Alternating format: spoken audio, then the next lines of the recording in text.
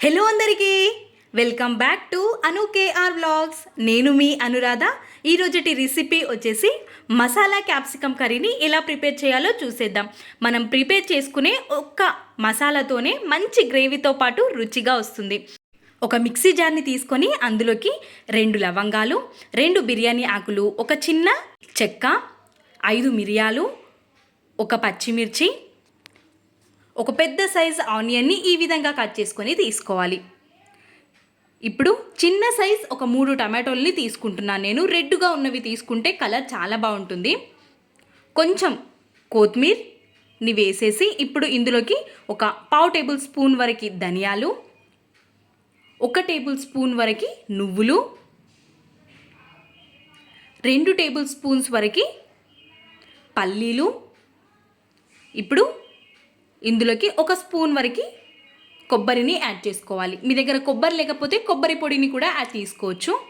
ఇప్పుడు ఇందులోకి ఒక 1/2 టేబుల్ స్పూన్ వరకు జీలకర్రని తీసుకొని అల్లం వెల్లుల్లి పేస్ట్ని కూడా యాడ్ చేసుకోవాలి. పసుపు, రుచికి సరిపడా కారాన్ని కూడా యాడ్ చేసుకోవాలి. నేను ఇక్కడ 1.5 స్పూన్ వరకు కారాన్ని తీసుకున్నాను.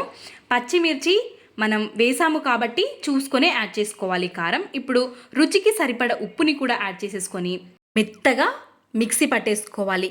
వాటర్ కావాలి అనుకుంటే ఒక 2 టేబుల్ స్పూన్స్ వరకు వాటర్ని యాడ్ చేసేసుకొని మెత్తగా ఈ విధంగా పేస్ట్ని ప్రిపేర్ చేసి పెట్టుకుంటే ఈ ఆల్ ఇన్ వన్ మసాలా చాలా రుచిగా వస్తుంది కర్రీకి. కాబట్టి ఇప్పుడు మనం ఇక్కడ నేను 300 గ్రామ్స్ వరకు ఉంటాయి క్యాప్సికమ్ని తీసుకున్నాను. క్యాప్సికమ్ ఈ విధంగా చిన్న చిన్న సైజులో ఉన్న క్యాప్సికమ్ని తీసుకొని ఈ విధంగా 4 భాగాలుగా కట్ చేసుకొని మధ్యలో ఉన్న సీడ్స్ని కూడా తీసేసుకోవచ్చు, లేదంటే ఆ విధంగా కూడా చేసుకున్నా బాగానే ఉంటుంది. అన్నిటినీ ఇదే విధంగా 4 భాగాలుగా కట్ చేసుకొని పక్కన ఉంచుకోవాలి. ఇప్పుడు ఒక మందపాటి గిన్నెని స్టవ్ పైకి పెట్టేసుకొని ఒక 2 నుండి 3 టేబుల్ స్పూన్స్ వరకు ఆయిల్ని యాడ్ చేసుకోవాలి. ఇప్పుడు ఇందులోకి 4 భాగాలుగా మనం కట్ చేసి పెట్టుకున్న క్యాప్సికమ్లని మంచిగా తూడ్చుకొని వాటర్ ఏమీ లేకుండా ఆయిల్లోకి యాడ్ చేసేసుకొని ఫ్రై చేసుకోవాలి. మనం కలుపుతూనే ఫ్రై చేసుకోవాలి, లేదంటే ఒకటే సైడ్ వేగుతుంది మరొక సైడ్ వేగదు. కాబట్టి 3 to 4 మినిట్స్ వరకు కంటిన్యూగా లో ఫ్లేమ్లో పెట్టుకొని వేయించుకుంటే సరిపోతుంది. తొందరగానే వేగిపోతాయి, మరి ఎక్కువ టైం కూడా ఏం పట్టదు క్యాప్సికమ్స్కి. కాబట్టి ఈ విధంగా కలర్ చేంజ్ అయ్యి మనకి ఫ్రై అయింది అని చెప్పి తెలిసిపోతుంది. ఈ విధంగా ఫ్రై చేసుకోవడం వల్ల చాలా తొందరగా ఉడుకుతాయి క్యాప్సికమ్ అనేది. కాబట్టి ఈ విధంగా ఫ్రై అయిపోయిన తర్వాత ఒక ప్లేట్లోకి అన్నింటినీ తీసేసుకోవాలి. ఇప్పుడు మనకి ఇక్కడ ఈ ఉన్న ఆయిల్తో కర్రీ చేసుకోవాలి. ఇందులోకి మీకు ఆయిల్ తగ్గింది అనుకుంటే ఇంకా కొంచెం ఆయిల్ని కూడా యాడ్ చేసుకోవచ్చు. నేను ఇక్కడ ఇంకొక 2 టేబుల్ స్పూన్స్ వరకు ఆయిల్ని యాడ్ చేసుకుంటున్నాను. ఆయిల్ వేడైపోయిన తర్వాత ఇందులోకి ఒక 1/2 టేబుల్ స్పూన్ వరకు జీలకర్రని యాడ్ చేసి ఇప్పుడు మనం ఆల్ ఇన్ వన్ మసాలాని పట్టి పెట్టుకున్నాం కదా, ఈ మసాలా మనం మంచిగా వేసిన వెంటనే కలుపుతూ లో ఫ్లేమ్ పైన మంచిగా వేయించుకోవాలి. ఈ మసాలా మనకు మంచిగా వేగితేనే మంచి కలర్తో పాటు రుచి కూడా చాలా బాగుంటుంది. మనం చేసే కర్రీ మొత్తం ఈ మసాలా పైనే ఆధారపడి ఉంటుంది. కాబట్టి కంటిన్యూస్గా కలుపుతూనే ఈ మసాలాని వేయించుకోవాలి.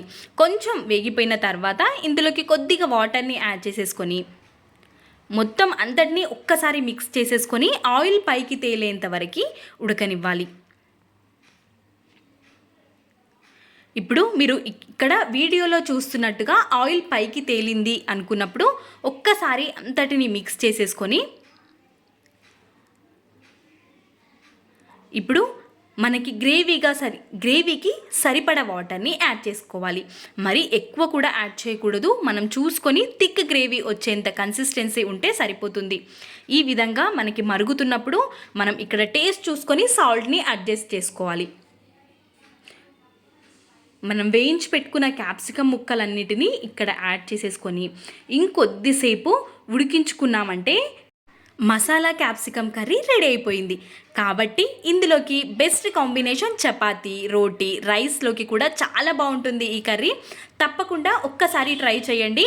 కొత్తిమీరతో గార్నిష్ చేసుకొని సర్వ్ చేసేసుకోవడమే. ఇలాంటి మంచి రెసిపీస్ ఇంకా మీకు కావాలి అంటే అను కేఆర్ వ్లాగ్స్ని సబ్స్క్రైబ్ చేసుకోండి. వీడియో నచ్చితే please subscribe. Thanks for watching.